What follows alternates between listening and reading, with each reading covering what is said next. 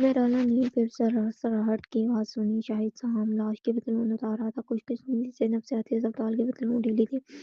اسے اتارنے میں زیادہ محنت نہیں لگی، اگرچہ وہ دیکھ نہیں رہی تھی، مگر آوازوں سے اندازہ لگا سکتی تھی کہ سہام کہاں تک پہنچا ہے۔ وہ ٹارچ اونچی پکڑی ہوئی تھی۔ وہ ہو گیا، سہام نے کہا، ابھی آنکھیں نہ کھولے، پہلے لاش واپس اندر رکھ لیتا ہوں۔ میرالا بے چینی سے بولی، نتیجہ کیا نکلا؟ اس کا سکورس کی طور پر پھٹا ہوا ہے۔ عام طور پر یہ جس عورت نے کبھی بچے کو جنم نہ دیا ہو، اس کا سکورس گول ہوتا ہے۔ یہ واضح ثبوت ہے کہ اس نے واقعی بچے کو جنم دیا تھا، یعنی ہاں۔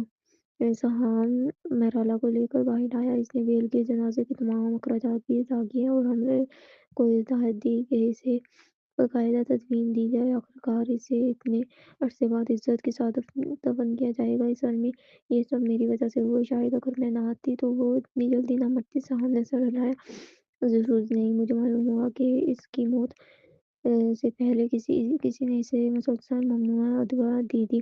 ان دعاؤں نے اس کی ذہنی حالت تباہ کر دی۔ شاید تو تم بھی نہ آتی، وہ زیادہ عرصہ زندہ نہیں رہ سکتی تھی۔ وہ کہتی تھی کہ کسی نے اس کا بچہ چھین لیا ہے۔ وہ کون ہو سکتا ہے؟ کیا اس نے کے والدین بچے کو بیرون ملک لے گئے ہیں؟ فی الحال یقین سے کچھ نہیں کہا جا سکتا، مگر آج ہمیں بہت سے سراغ ملے ہیں، باقی مجھ پر چھوڑ دو۔ اب میں تمہیں واپس چھوڑ دیتا ہوں۔ سہام نے جیب سے ایک فون نکالا اور اسے میرالا کی طرف بڑھایا۔ یہ فون رکھ لو، اگلی بار سے مجھ سے رابطہ کرنا۔ میرالا کو یاد آ گیا کہ زہران ممدانی کتنی آسانی سے اس کے فون ریکارڈ نکلوا سکتا ہے۔ اگر وہ اپنے فون سے سہام سے رابطہ کرے گی تو جلد یا ودی پکڑی جائے گی۔ شکریہ۔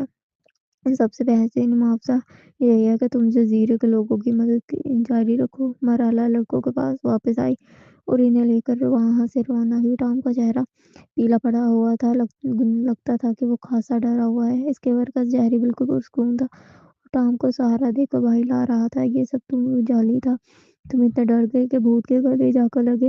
ٹام کو اس حالت میں یاد کر کے میرالا کے چہرے پر مسکراہٹ آ گئی۔ مجھے اندازہ نہیں تھا کہ ٹام اتنا ڈرپوک ہے۔ مس میرالا آپ یہاں نہیں تھی۔ ٹام اتنا ڈر گیا تھا کہ رونے لگا۔ بہت مزہ آیا تھا، چپ کرو۔ دونوں لڑکے فوراً آپس میں الجھنے لگے۔ ان کی ہنسی نے بیل کی موت سے جڑی اداسی کو دھو دیا تھا۔ اچانک سڑک کے کنارے گاڑی آ کر رکی، کھڑکی نیچے ہوئی اور زہران ممدانی کا چہرہ ظاہر ہے۔ گاڑی میں بیٹھو۔ میرالا مہباش حیران ہوئی رہ گئی۔ اسے توقع نہیں تھی زہران ممدانی خود اسے لینے آئے گا، اگرچہ اس نے تمام الماس عام قصروار کیے ثبوت کر دیے تھے، پھر بھی گاڑی میں بیٹھتے ہی اس کا دل بے چین ہو گیا۔ اسے یوں لگا جیسے زہران ایک ہی نظر میں سب کچھ سمجھ گیا تھا۔ گاڑی چلنے کے بعد زہران نے ایک سوال کیا جو اس نے پہلے کبھی نہیں پوچھا تھا۔ مزہ آیا؟ ٹھیک تھا، تھوڑا ڈراؤنا تھا۔ ٹام تو اتنا ڈر گیا تھا کہ رونے لگا۔ اس کے الفاظ خوشگوار تھے مگر چہرہ بالکل پرسکون تھا۔ زہران نے خاموشی سے اپنی نظریں اس کے چہرے سے ہٹا لی۔ اس نے سوچا تھا کہ اگر وہ اسے لڑکوں کے ساتھ وقت گزارنے دے گا تو شاید وہ پھر سے پرانی خوش مزاج میرالا بن جائے گی، مگر صرف ان کا رشتہ ہی نہیں، خود میرالا بھی پہلے سے جیسی نہیں رہی۔ ماضی میں جب وہ دونوں ساتھ بیٹھتے تھے، وہ اس کے ہاتھ تھام لیتی تھی اور لگاتار باتیں کرتی رہتی تھی۔ ایسا لگتا تھا جیسے اس کے ہونٹوں کو کبھی آرام کی ضرورت ہی نہ ہو، مگر اب وہ سیدھی بیٹھی تھی، انگلیاں آرم ریسٹ کو تھامے ہوئی تھی، نظریں کھڑکی سے باہر جمی تھی۔ وہ صرف سوال کا جواب دینے کے لیے بولتی تھی اور جب خاموش ہوتی تھی تو یوں لگتا جیسے ان کے درمیان ایک پہاڑ آئی ہو۔ واپسی کے پورے سفر میں کسی نے ایک دو لفظ بھی نہیں کہا۔ فضا گھٹن زدہ تھی۔ میرالا زہران کے نظریں اپنے اوپر محسوس کر رہی تھی۔ اس کا دل تیزی سے دھڑک رہا تھا۔ وہ سوچ رہی تھی کہ کہیں اسے اس کے ساتھ چلے جانے کا علم تو نہیں ہو گیا۔ آخرکار اس نے تو اسے پچھلی رات خبردار کیا تھا اور جزیرے کی ترقی کی مدد کرنے پر تیار ہوا تھا، وہاں کے لوگوں کے لیے بہتر زندگی یقینی بنانے کے لیے، مگر اس کی ایک ہی شرط تھی، وہ سہام سے دوبارہ نہیں ملے۔ اور اس نے کچھ ہی دیر میں اس پر قسم کھائی تھی، مگر اگلے ہی دن وہ اپنے وعدے سے پھر گئی۔ وہ نہیں جانتی تھی کہ زہران اس وقت کیا سوچ رہا ہے۔ وہ خاموش تھا مگر اس کی نظریں کسی تیز دھار چاقو کی طرح اس کے وجود کو کاٹ رہی تھی۔ میرالا نے تب سکون کا سانس لیا جب وہ مہباش مینر پہنچ گئے اور اس سے کوئی سوال نہیں کیا۔ اچانک اس کی کلائی میں درد اٹھا۔ زہران نے اسے اپنی طرف کھینچا اور اس کی باہوں میں جا گری۔ اس کی ہتھیلیاں کمزور تھیں اور اس کے سینے پر ٹکی ہوئی تھی۔ اس نے الجھن سے اوپر دیکھا۔ اس کی آنکھوں میں ہلکی سی حیرت کیا ہوا۔ زہران نے تیوری چڑھاकर دھیمی آواز میں کہا، "بہرحال میں نے کہا تھا میں آج قاسی خاندان کے یہاں کھانے پر جا رہا ہوں۔" بہرحال نے سر ہلایا۔ "مجھے معلوم ہے، فکر نہ کریں، میں فون کر کے آپ کو واپس آنے کے نہیں کہوں گی۔" اسے اپنا ماضی یاد آ گیا۔ کسی طرح وہ شدید ذہنی دباؤ کا شکار ہو گئی تھی۔ اگر وہ شام میں 6 بجے تک گھر نہ آتا تو وہ مسلسل فون کرتی رہتی۔ فون بند ہو جاتا تو وہ کھانا بار بار گرم کرتی۔ وہ پورے گھر میں بے چینی سے ٹہلتی تھی۔ اب اسے وہ مرحلہ خود بھی ناپسند تھی۔ صرف زہران ہی نہیں، وہ خود بھی اسے یاد کر کے کراہٹ محسوس کرتی تھی۔ تب وہ بھی ابھی تھی، مسز مہمدانی تھی، مگر اب وہ اپنی حیثیت قبول کر چکی تھی۔ اب وہ اسے کی راہ میں رکاوٹ نہیں بننا چاہتی تھی۔ پہلے تو اسے لگتا تھا جیسے وہاں تک اسے قید کر رہی ہے، جیسے وہ سانس نہیں لے پا رہی، مگر اب جب اس نے اس کی پرواہ کم کر دی تو اسے یوں لگا جیسے وہ آزاد ہو گئی ہے۔ اب بے چینی زہران کے حصے میں آ گئی ہے۔ ایک وقت جب وہ ایک دوسرے سے ملنے بھی نہیں دیتی تھی، جیسے اسے معلوم ہوتا کہ وہ کوئی کھانے پہ جا رہا ہے، وہ گھبراہٹ میں اس کا ہاتھ پکڑ لیتی اور نکلتی جا کرتی، مگر اب وہ بالکل لاتعلق تھی۔ اس کا چہرہ مکمل طور پر پرسکون تھا، بے اختیار زہران نے اس کی کلائی اور مضبوطی سے تھام لی۔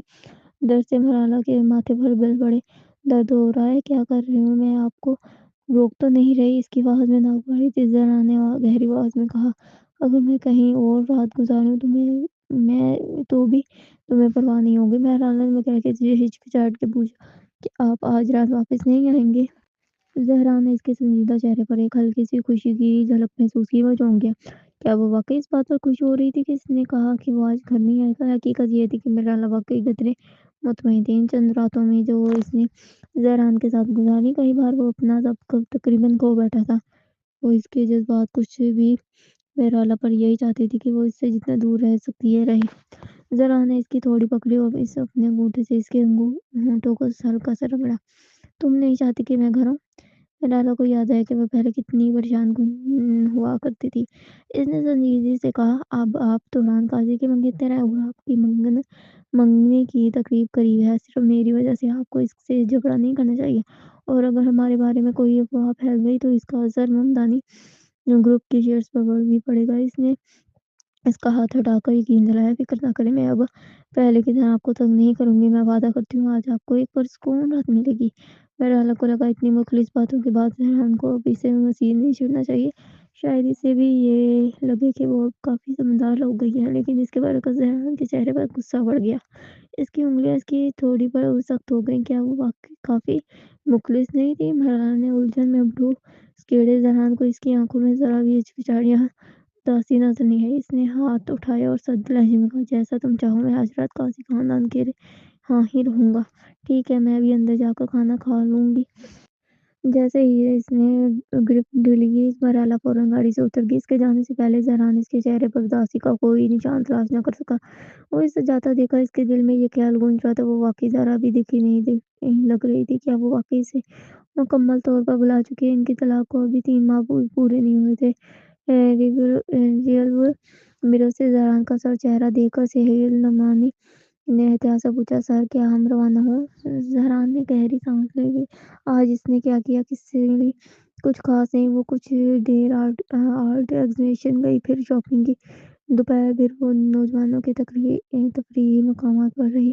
اس نے کسی سے ملاقات کی؟ زہران نے پیشانی پر بر ڈال کر پوچھا۔ "اس پر نظر رکھو۔ اگر اسے لگتا ہے وہ کسی اور کے ساتھ ملوث ہو گئی ہے تو شاید وہ اسے قبول کر لیتا، لیکن وہ تصدیق کر چکا تھا، جزیرے والے شخص کے ساتھ اس کا کوئی تعلق نہیں تھا۔" وہ خود بھی نہیں سمجھ پا رہا تھا۔ اس کی نفرت سہسا اس کے جذبات پر غالب کیوں آ رہی ہے۔ وقت کے ساتھ اسے لگنے لگا مرحلہ سے دور ہونا اس کے لیے مشکل ہوتا جا رہا ہے، جبکہ مرحلہ بالکل الٹ تھی۔ اب اس کے دل میں اس سے لیے کوئی وابستگی باقی نہیں رہی تھی۔ اس کی آنکھوں میں اب وہ چمک نہیں تھی جو کبھی زہران کو دیکھ کر آیا کرتی تھی۔ زہران نے سر جھکا کر فون دیکھا۔ جب وہ قریب تھی، مرحلہ کبھی فون کرنا یا پیغام بھیجنا نہیں چھوڑتی تھی۔ اسی وقت چاہے وہ کتنا ہی مصروف کیوں نہ ہو، وہ کچھ دیر بعد جواب ضرور دیتا تھا۔ حتیٰ کہ جب ان کا رشتہ خراب ہو گیا، وہ جان بوجھ کر اس سے سرمہری برتنے لگا، تب بھی وہ روز درجنوں پیغامات بھیجا کرتی تھی۔ لیکن اب پورا دن گزر گیا، نہ کوئی کال، نہ کوئی پیغام۔ تب زہران کو احساس ہوا کہ اب وہ اس کی زندگی کا سب سے اہم شخص نہیں رہا۔ اسے یوں لگا جیسے کسی نے اس کا دل مضبوطی سے جکڑ لیا ہو۔ کاش اسے معلوم ہوتا کہ مرحلہ اب بھی اس کے ساتھ کس قدر محتاط ہو چکی ہے۔ وہ ڈرتی تھی کہ اس کا کوئی معمولی سے ناراض نہ کرتی، وہ بس اس سے جتنا ممکن اور دور رہنا چاہتی تھی تاکہ اس کے غصے سے بچ سکے۔ اب وہ اپنی حد جان چکی تھی۔ وہ جانتی تھی کہ اب اسے یہ حق حاصل نہیں رہا کہ وہ اس پر حکم چلائے۔ 2 برسوں میں زران اور تران نے اس کے دل کو اس حد تک تھکا دیا تھا کہ اب اس کے اندر کچھ بک نہیں بچا تھا۔ مرحلہ سیدھا اپنے کمرے میں گئی۔ اس نے کھانا بھی نہیں کھایا۔ آنکھ بند کرتے ہی اسے بیل کی لاش یاد آ گئی۔ وہ بس یہی دعا کر رہی تھی کہ سہام کسوار جلد از جلد سچائی تک پہنچ جائے۔ نہا کر وہ سو گئی اور اسے خبر نہ تھی کہ زہران بار بار اپنا فون چیک کر رہا ہے۔ وہ یہ ماننے کو تیار نہیں تھا کہ آج رات قاسی خاندان میں رکنے کے اعلان پر بہرحال نے ذرا سا بھی رد عمل ظاہر نہیں کیا۔ فرودون قاسی نے اپنی گلاس زور سے میز پر دے مارا۔ وہ ایک ایسا فوجی تھا جو میدان جنگ سے زندہ لوٹتا تھا۔ اس کی موجودگی میں ہیبت تھی کہ اس کے چہرے سے زرد مہری ٹپک رہی تھی۔ عام حالات میں خاموش رہنے والا فرودون قاسی اس بار سخت لہجے میں بولا، اگر تم ہمارے ساتھ کھانا نہیں کھاتے تو صاف صاف اٹھ کر چلے جاؤ۔ ملکہ سعیدیز نے فوراً اس کا ہاتھ تھام لیا۔ وہ مسکراتے ہوئے ماحول کو سنبھالنے کی کوشش کرنے لگی، آپ خود سن رہے ہیں کہ کیا کہہ رہی ہیں زران، آخرکار ہماری آیا ہے کہ آپ اس سے ایسے بات کریں گے جیسے فوج میں کسی نئی بھرتی سے بات کرتے ہیں۔ پھر وہ مسکرا کر زہران ہمدانی کی طرف متوجہ ہوئی۔ زہرا نے اس کی باتوں کا برا نہ مانا۔ فوج کی عادتیں ابھی بھی تک نہیں ہے، ریٹائرمنٹ کے بعد بھی خود کو سپاہی سمجھتا ہے۔ ترون قاسی نے بھی بات میں حصہ لیا، ابو آپ سمجھتے ہوں گے، سمجھنے کی کوشش کریں۔ زہران عموماً بہت مصروف رہتا ہے، شاید کوئی ضروری کام ہو جس کی وجہ سے وہ وقت نہیں دے پا رہا۔ شاید کوئی ضروری کام ہوگا جس کی وجہ سے وہ وقت نہیں دے پا رہا۔ ماضی میں فردین قاسی زہران سے خوش تھا، مگر جب اسے معلوم ہوا مرحلہ مہربان زران کی سابقہ بیوی رہ چکی ہے تو اس کے دل میں ناگواری پیدا ہوئی۔ وہ سب ایک ہی طبقے سے تعلق رکھتے تھے۔ فردون جانتا تھا کہ زہران نے کنعان کو بچانے کے لیے کتنے اصول توڑے اور کتنی طاقت استعمال کی۔ قاسی خاندان کے مردوں کا مزاج ویسے ہی سخت تھا۔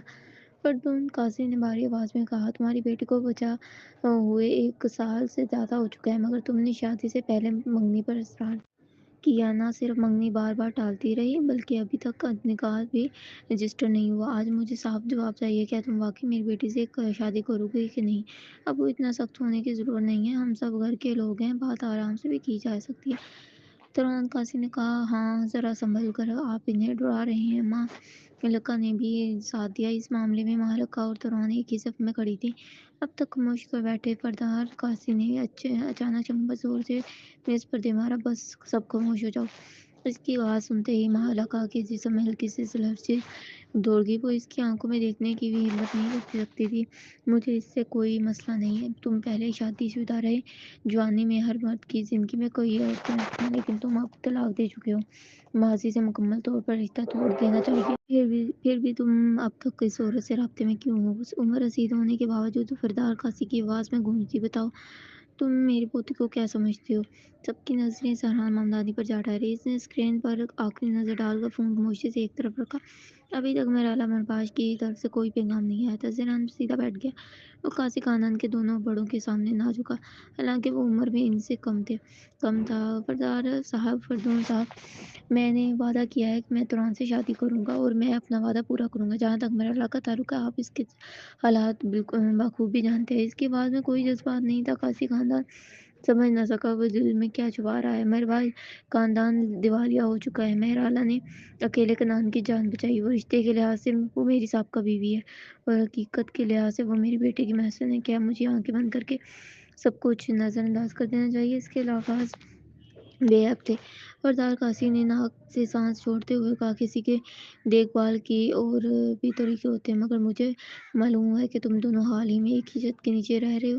کیا تم ضمانت دے سکتے ہو کہ پرانے جذبات دوبارہ زندہ نہیں ہو سکتے؟ قاسی خاندان کوئی معمولی خاندان نہیں تھا۔ مجھے اس بات سے فرق نہیں پڑتا کہ تم پہلے کتنے آوارہ رہے ہو، لیکن اب تمہیں میری پوتی کو جواب دینا ہوگا۔ فردون قاسی نے بھی بات آگے بڑھائی، تم دونوں شادی ہونی ہی ہے تو اب سے تمہیں ترون کے ساتھ ہی رہنا ہوگا۔ ज़हरान कुछ कहना चाहता था मगर फ़रदौन और फ़रदार दोनों की नज़रें इस पर जमी थीं। फ़रदार कासी ने दौड़ाक अंदाज़ में कहा, आजकल नौजवान तारीखों को अहमियत ही नहीं है। 14 फरवरी वैलेंटाइन डे, इसी दिन तुरान के साथ निकाह रजिस्टर करो। फ़रदौन कासी और फ़रदार कासी के लगातार सख्त जुमलों ने फ़रहान हमदानी को कोई जवाब देने का मौका ही नहीं दिया। वैसे भी तुरान कासी से इसकी शादी अब तकरीबन तयशुदा हकीकत बन चुकी थी। तुरान जानती थी कि हालिया दिनों में ज़हरान के दिल में मेहरबाश के लिए जज़्बात पेचीदा हो चुके हैं। इसी खौफ से इसने अपनी आस्तीनें मज़बूती से थाम ली। वो डर रही थी ज़हरान अपने वादे से पीछे न हट जाए। ज़हरान ने गिलास उठाया और पुरसुकून अंदाज़ में पिया। ठीक है। तुरान ने सुकून का सांस लिया। इसके चेहरे पर दोबारा मुस्कुराहट आ गई। दादा अब्बू अब्बू, मैंने कहा था ना ज़हरान मुझे मायूस नहीं करेगा। सरदार कासिम ने गहरी नज़रों से ज़हरान को देखते हुए कहा, बेहतर है कि ऐसा ही हो। फिरदौल कासिम ने भी बात बढ़ाई, बहरहाल महलका की बेटी है, इस लिहाज से वो भी कासी खानदान का हिस्सा समझी जा सकती है। अगर तुम इसकी देखभाल नहीं करोगे तो हम करेंगे। मैं इसके मामले में खुद संभालूंगा। कल से मैं तुम्हें इससे कहीं भी किसी भी किस्म का राब्ता करते नहीं देना चाहता। ज़हरान की उंगलियां गिलास के सख्त थी। इसकी आंखों में गहराई उतर आई मगर इससे कुछ न कहा। वो तो समझा था कि इसने मेहराला से सिर्फ गुस्से में कह दिया, वो घर नहीं आएगा। इसे अंदाजा नहीं था वो बात वाकई यहाँ तक पहुँच जाएगी। अब तो वो चाहकर भी घर नहीं जा सकता था। वो काशी का हाउस में फंस कर रह गया था और इसे जबरदस्ती तुरान काशी के साथ एक ही कमरे में रात गुजारनी थी। रात काफी हो गई थी। तुरान गुस्सा खाने से बाहर आई। इसने रेशमी और कदरे नुमाया लिबास पहन रखा था। आहिस्ता आहिस्ता वो ज़हरान की तरफ बढ़ी। ज़हरान ने पलट कर भी इसकी तरफ नहीं देखा था। वो सीधा बैठा रहा, कमर तन कर। एक हाथ आराम से रेस्ट पर था और दूसरा फ़ोन की मज़बूती से थामे हुए था। इसके चेहरे पर तशवीश वाज़ेह थी। तुरान साफ महसूस कर सकती थी ज़हरान का रवैया इसके साथ बदल चुका है। वो मुहतात लहजे में बोली, ज़हरान क्या किसी अहम फ़ोन कॉल का इंतज़ार कर रहे हो? ज़हरान ने सर भी नहीं उठाया। हाँ, ज़हरान काफ़ी देर हो गई, आप फ्रेश हो जाना चाहिए। मैं तुरान ने शर्माते हुए कहा, मैं आपका यही इंतज़ार करूँगी। इधर रात की तारीकी में एक उल्लू दरख्तों के ऊपर से गुजरा और बोलने लगा, मेहरबान मिनर को बने काफ़ी अरसा हो चुका था। माहौल सरबस था, इसलिए जंगली जानवरों का नज़र आ जाना मामूली बात थी। मेहरबाश अभी सोई ही थी कि इसकी नींद हल्की सी और टूट पड़ी। उल्लू की आवाज़ सुनते ही इसने फ़ौरन आँखें खोल दी। आम हालात में इस वक्त तक ज़हरान घर आ चुका होता है मगर आज वो नहीं आया। ऊपर से मैडम बर्जिस भी इन दिनों यहाँ नहीं रह रही थी। इतने बड़े घर में वो बिल्कुल अकेली थी। कमरा मुकम्मल अंधेरे में डूबा हुआ था। सिर्फ सहन में लगी मध्यम पीली रोशनी नजर आ रही थी। आँख खुलते ही इसकी नजरें खिड़की के बाहर दरख्त पर बैठी एक बड़ी उल्लू पर पड़ती। इसकी आंखें अजीब तरह से चमक रही थी। इसी लम्हे बेल की लाश का मंजर महरला के ज़हन में दोबारा उभर आया। यूं लगे जैसे पूरा कमरा इसी मंजर से भर गया हो। उसने तस्वीर में देखा जैसे बेल इमारत से नीचे कूद रही हो, जैसे वो खुद इस लम्हे को जी रही हो। कानों में हवा की चीख सुनाई दी। जिस्म जमीन पर जोर से गिरा और चारों तरफ खून बह गया। वो दहशत से चीख रही, सारा जिस्म ठंडे पसीने में नहा गया। इस लम्हे इसे शिद्दत से अफसोस हुआ कि इसने ज़हरान को रोकने की कोशिश क्यों नहीं की। इसने नाइट स्टैंड पर रखा फ़ोन उठाया, नंबर बुलाने ही वाली थी कि रुके।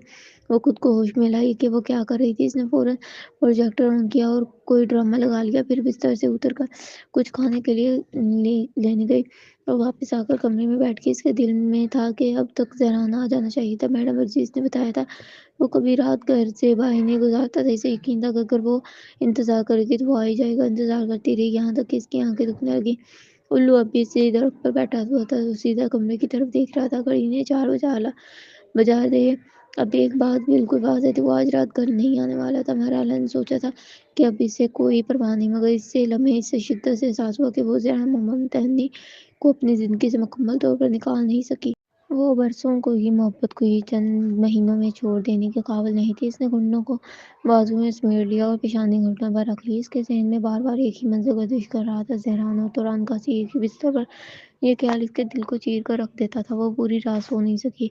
उल्लू के उठ जाने तक जागते रहे। इसने अपने पहलू में मौजूद ठंडे खाली बिस्तर को देखा और खुद पर तंज़िया मुस्कुराहट बिखेर दी। नाइट सूट स्टैंड पर रखा फ़ोन बजा। इसने फ़ौरन कॉल उठा ली। दूसरी तरफ मालका सदीस की आवाज़ थी। वो इसरार कर रही थी कि महरला फ़ौरन कासी हाउस आ जाए।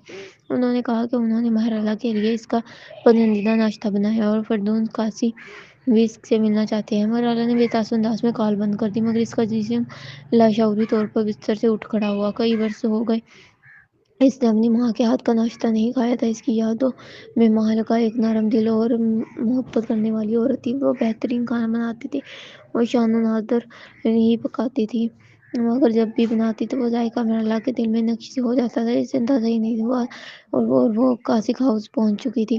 نوکروں نے ادب سے اس کا استقبال کیا۔ مالکہ ہمیشہ کی طرح نفیس و باوقار دکھائی دے رہی تھی۔ یہ صاف نظر آ رہا تھا کہ فردون قاسی نے اسے نے اچھا رکھا۔ جب بھی یہ مہرالہ نے ان سے ملی، ان کے چہرے پر مسکراہٹ تھی، بالکل ویسی نہیں جیسی وہ کائف راج کے ساتھ ہوا کرتی تھی۔ جب وہ کائف کی بیوی تھی تو بہت کم مسکراتی تھی۔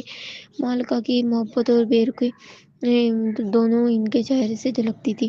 وہ صرف اچھے موڈ میں کھانا پکاتی تھی۔ مہرالہ نے بچپن ہی میں اپنے والدین کے درمیان تناؤ محسوس کر لیا تھا، اسی لیے وہ حد سے زیادہ فرمانبردار بن گئی تھی۔ چاہے وہ اپنی ماں کے ہاتھ کا کھانا کتنا ہی پسند کرتی ہو یا چاہتی ہو کہ مالکہ اس کے اسکول کے پیرنٹس میٹنگ میں آئے، اس نے کبھی زبان نہیں کھولی۔ وہ سوچتی تھی کہ اگر وہ اچھے نمبر لے گی تو اگر وہ زیادہ اچھا بنے گی تو شاید اس کے والدین کا تعلق بہتر ہو جائے اور شاید اس کی سالگرہ پر وہ اسے تفریحی پارک لے جائیں، مگر آخر میں اسے صرف ماں کی جدائی نصیب ہوئی۔ مالکہ نے مہرالہ کو دروازے پر کھڑے دیکھا تو فوراً آگے بڑھ کر اس کا ہاتھ تھام لیا۔ مہر آ گئی، جلدی آؤ، بھوک لگی ہوگی نا، میں نے ناشتہ بنایا ہے۔ فردین قاسی آج غیر معمولی طور پر نرم تھے۔ انہوں نے مسکرا کر کہا، آؤ چکھ کر دیکھو، تمہاری ماں نے یہ سب خاص تمہارے لیے بنایا ہے۔ بہرحال تمہارے والد کے ساتھ جو ہوا اس پر مجھے بہت ہی افسوس ہے۔ اگر تم چاہو تو مجھے اپنا باپ سمجھ سکتی ہو۔ قاسی ہاؤس تمہارا ہی بھی گھر ہے۔ بہرحال جانتی تھی وہ جھوٹ نہیں بولے، مگر اس کا دل ذرا بھی نہیں پیسا۔ کچھ زخم ایسے ہوتے ہیں جو پوری زندگی بھی نہیں بڑھ پاتے۔ جب اسے زبردستی ڈائننگ ٹیبل پر بٹھایا گیا، مالکہ نے اس کے سامنے اسپیگٹی کاربونارا کا پیالہ رکھا۔ انہوں نے نرمی سے کہا، کھاؤ، مجھے یاد ہے تم بچپن میں کاربونارا بہت شوق سے کھایا کرتی تھی۔ مہرالہ نے ہاتھ تک نہ بڑھایا۔ وہ بچپن سے تیکھا کھانا پسند کرتی تھی۔ اس کا پسندیدہ ناشتہ اسپیگٹی آرا بیاتا تھا، کاربونارا نہیں۔ مالکہ مزید کھانے لاتی، سینڈوچ، ڈورز اکیز، بھرے ہوئے مشروم۔ مہرالہ نے ہلکی سی طنزیہ مسکراہٹ کے ساتھ کیکڑی رکھ دی۔ اگر آپ کو مجھ سے محبت نہیں ہے تو زبردستی دکھاوے کی ضرورت نہیں ہے، مالکہ بڑبڑائی۔ تمہیں یہ پسند نہیں، مجھے صحیح طرح یاد رکھنا چاہیے تھا۔ فردین قاسی نے مٹھیاں بھینچ لی، گلا صاف کیا اور کہا، یہ سب توران کو پسند ہے۔ یہ الفاظ مہرالہ کے دل میں خنجر بن کر اترے۔ دیکھو کیا خوب محبت کرنے والی ماں ہے، سوتیلی بیٹی کی ہر پسند یاد ہے، مگر اپنی سگی بیٹی کا ذوق کا ایک کھانا بھی یاد نہیں۔ اگر مالکہ کو کم از کم ایک ڈش ہی یاد ہوتی تو جو مہرالہ کو پسند ہے تو شاید درد اتنا گہرا نہ ہوتا۔ مہرالہ کھڑی ہوئی اور بیٹھنے ہی والی تھی کہ اچانک گراؤنڈ فلور کے ایک بیڈ روم کا دروازہ کھل گیا۔ زران ممدانی اور قاسی ایک کے بعد ایک باہر نکل آئے۔ مہرالہ کو پہلے ہی معلوم تھا زران ممدانی اور تران قاسی کی شادی اب طے ہو چکی ہے، مگر جاننا اور اپنی آنکھوں سے دیکھنا یہ دونوں مختلف باتیں ہیں۔ وہ خاموشی سے زران کو دیکھتی جو بیڈ روم سے باہر نکل رہا تھا۔ ان دونوں کی نظریں آپس میں ملی۔ زران کی آنکھوں میں لمحہ بھر کے حیرت ابھری۔ اس نے جیسے کچھ کہنا چاہا، لب سلے بھی، مگر آخرکار وہ خاموش رہا۔ مالکہ صدیق نے مسکراتے ہوئے کہا، زران رات اچھی گزری؟ اگر تم دونوں کو بستر کی عادت نہ ہو تو میں کسی سے خاص بیڈنگ بنوا دوں گی۔ آخر شادی کے بعد تم دونوں یہاں اکثر رہا کرو گے، اسے اپنا ہی گھر سمجھو، جو چاہے بلا جھجھک بتانا۔ تران قاسی نے پھر بھی ایک مثالی بیٹی کا کردار ادا کرتے ہوئے نرمی سے کہا، شکریہ مما، آپ بہت خیال رکھتی ہیں۔ سچ کہوں تو ہمیں واقعی رات اچھی نیند نہیں آئی۔ یہ کہتے ہوئے اس کے چہرے پر ہلکی سی شرم نمایاں ہوئی۔ اشارہ بالکل واضح تھا۔ اسی لمحے مہرالہ کو سمجھ آ گیا کہ اسے یہاں کیوں بلایا گیا ہے۔ یہ اس لیے نہیں تھا کہ مالکہ صدیق کو بیٹی کی یاد آئی، بلکہ اس لیے تھا کہ اسے حقیقت دکھا کر، خوف دلا کر زران سے دور کیا جا سکے۔ کتنا طنز تھا اس سب میں۔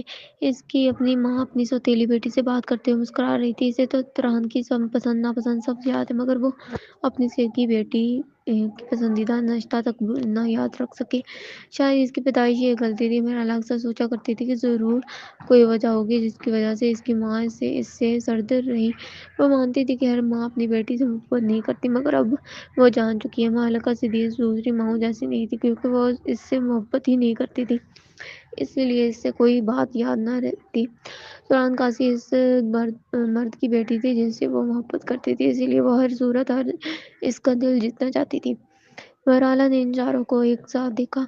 वो शुरू से ही यहाँ एक अजनबी थी। अचानक इसे एहसास हुआ कि ज़हरान की बेवफाई सबसे ज़्यादा तकलीफ़देह बात नहीं थी। सबसे ज़्यादा तकलीफ़ ये था कि वो माँ जिसे वो 10 साल से ज़्यादा अरसा से याद करती जा रही थी, वापस आकर इसकी सारी खूबसूरत उम्मीदों को तोड़ चुकी थी। और इस सदमे से संभलने से पहले ही माँ ने इसके ऊपर फिर ज़ख्मी कर दिया, बार-बार जैसे हर बार के ज़ख्म को बढ़ने से पहले ही दोबारा छेड़ दिया गया हो। बहरहाल ने बेतासुर अंदाज में इनसे नज़रें हटा ली। अब वो इन लोगों को मज़ीद देखने की हिम्मत नहीं रखती थी। मुबारक हो मिसेस कासी, इसने ज़र्द लहजे में कहा। आखिरकार आपकी ख्वाहिश पूरी हो गई। अब जब आपने नई ज़िंदगी शुरू कर ली है तो दोबारा मेरी तलाश में मत आइएगा। ये कहकर वो पूरी मज़बूती से मुड़ी हुई जाने लगी। मालका सिद्दीक़ घबरा कर इसके पीछे आई और इसका हाथ थाम लिया। मैं तुम मुझे गलत समझ रही हो। मैं बस तुम्हारे और तुरान के दरमियान सुलह करवाना चाहती थी। जैसा कि फरदीन कासी ने कहा, हम सब एक ही ख़ानदान हैं। महराला ने तल्ख़ मुस्कुराहट के साथ जवाब दिया। मैं मेहरबाश हूँ, कासी नहीं।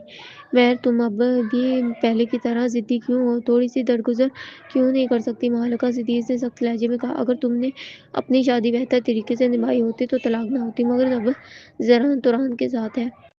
तुम्हें इस हकीकत को कबूल करना होगा। मासी से छठे रहना छोड़ दो। ये सुनकर महराला को लगा जैसे इसका मैदा मरोड़ खा गया हो। सर में शदीद दर्द होने लगा। वो तकरीबन यकीन करने ही लगी थी शायद इसने गलत सुना हो। क्या कोई माँ अपनी बेटी से ऐसा कह सकती है? महराला ने मुट्ठी बंद की और खुद को संभाला। फिर इसने सीधा माँ की आंखों में देखकर आहिस्तगी से कहा, तो आपकी नज़र में मैं ही वो हूँ जो ज़हरान से चिमटी हुई हूँ? हर गलती मेरी ही है? मालका सदीस ने एक लम्हा सोचे बगैर जवाब दिया। क्या मैं गलत कह रही हूँ? मैंने सुना है तुम दोनों अब भी एक ही घर में रह रहे हो। महर, क्या तुम तलाक के बाद मतलब को समझती हो? तुम अभी जवान हो इसलिए अब रुक जाओ, वरना तुम खुद को मुश्किल में डाल दोगी तो और तुम ज़हरान और तुरान को भी लोगों की बातों का निशाना बना दोगी। एक सेहतमंद रिश्ते में सिर्फ 2 लोग ही होने चाहिए। बहरहाल अब भी ये महसूस नहीं कर पा रही थी कि दर्द इसके दिल में से उठ रहा है या मैदे से। ऐसा लग रहा था जैसे चूंटियां इसके अंदर रेंग रही हों और पूरा जिस्म दर्द से भर गया हो। इसने अपने गम को ज़ब्त किया। कहने को इसके पास बहुत कुछ है, मगर इसने मुस्कुरा कर सिर्फ इतना कहा, तो आपकी नज़र में मैं ऐसी हूँ? गिफ्ट बाग इसी लम्हा तुरान कासी बोली, अम्मी महराला पर मत चीखें, वो अभी जवान है, इसलिए इससे गलती हो जाना फितरी है। हम सब एक खानदान है, इसलिए हमें एक दूसरे की गलतियों को बर्दाश्त करना होगा। मुझे कोई मसला नहीं है। इस लम्हे तुरान की ये फिज़ियाई महराला की कमज़ोरी की बिल्कुल बरअक्स महसूस हो रही थी। मालका ने हक बजाना लहजे में कहा, फ़िक्र मत करो तुरान, महर को मैंने जन्म दिया है। मैं तुम्हें इस मामले में मुकम्मल इत्मीनान दिलाऊँगी। मैं अब इसे ज़हरान और तुम्हारे दरमियान आने नहीं दूँगी। महराला को यूँ लगा जैसे इसके तमाम अंदरूनी अज़ा से खून रसने लगा हो। इसे अपने मुँह से खून का ज़ायक़ा महसूस होने लगा, मगर वो इन लोगों के सामने कमज़ोर नहीं पड़ना चाहती थी, इसलिए इसने सब कुछ ज़ब्त कर लिया। इसके मुँह में खून की तलख़ी फैलती हुई जा रही थी। वो कुछ कहने ही वाली थी कि ज़हरान मम्मानी सर्द लहजे में कहा, इसकी कोई गलती नहीं है, मैं ही था जो इसका ख्याल रखना चाहता था। मालका फ़ौरन बोली, ज़हरान मैं जानती हूँ तुम जज़्बाती और वफ़ादार इंसान हो, तुम्हें इसके लिए झूठ बोलने की ज़रूरत नहीं है। ये बचपन से ही झूठ बोलती आई है। मैं इसे अच्छी तरह जानती हूँ, ये अपनी मर्ज़ी हासिल करने के लिए कुछ भी कर सकती है। महराला ने अपनी उँगलियाँ इतनी ज़ोर से भींच ली कि इसकी घुटियाँ सफ़ेद हो गईं। इसके कपड़ों का खून कोना तक मुड़ गया था। अब वो खुद को सफाई देने की ख्वाहिश नहीं रखती थी। ये सच था, बचपन में इसने एक बार बीमार होने का ड्रामा किया था, क्योंकि इसकी एक ही जमात ने बताया था कि जब वो बीमार होती है तो इसकी मसरूफ़ माँ छुट्टी लेकर घर रहती है। वो नरमी से इसका ख़्याल रखती है और जो चाहे बनाकर खिलाती है। इसीलिए मलाला ने झूठ बीमार होने का ड्रामा किया। इसे अपनी माँ की तवज्जो चाहिए थी। काश इसे इसकी माँ इसकी पेशानी पर हाथ रख कर देती। काश वो फ़िक्र इससे देती। काश वो पूछ लेती कि वो कैसी है। इतना ही काफ़ी था। वो मुद्दों के लिए मुतमईन थी, मगर इसके बचकाना अधिकारी फ़ौरन पकड़ी गई। और फिर भी बाज़ न आई। इसने पूरी रात ठंडे पानी के टब में गुज़ार दी। अगले दिन इसे तेज़ बुखार हो गया। इसे यकीन था अब इसकी माँ ज़रूर नरमी से इसका ख़्याल रखेगी। वो सोचने लगी शायद माँ इसके लिए केक भी बनाएगी। इसने तो केक भी मुंतखब कर लिया था टेडी बियर क्रीम के, मगर मालका के इसके बिस्तर के पास आई। उन्होंने इसके तपते चेहरे को देखा और सख्त लहजे में कहा, फिर बीमार होने का ड्रामा? तुम इतनी शरारती क्यों हो वजिया? वालिदैन इसे स्कूल भेज दो। وجیہالدین نے ہچکچاتے ہوئے کہا، میڈم اس کی حالت ٹھیک نہیں لگ رہی، شاید واقعی بیمار۔ یہ تو صرف بہت صحت مند بچی ہے، یہ ضرور بہانہ کر رہی ہے، آج اسکول چھوڑنے کی ضرورت نہیں ہے، یہ خود پیدل جا کر آئے گی۔ یہ کہہ کر ملکہ چلی گئی۔ انہوں نے پیچھے مڑ کر بھی نہیں دیکھا، حالانکہ مہرالہ بھاری آواز میں بار بار کہہ رہی تھی کہ میں جھوٹ نہیں بول رہی۔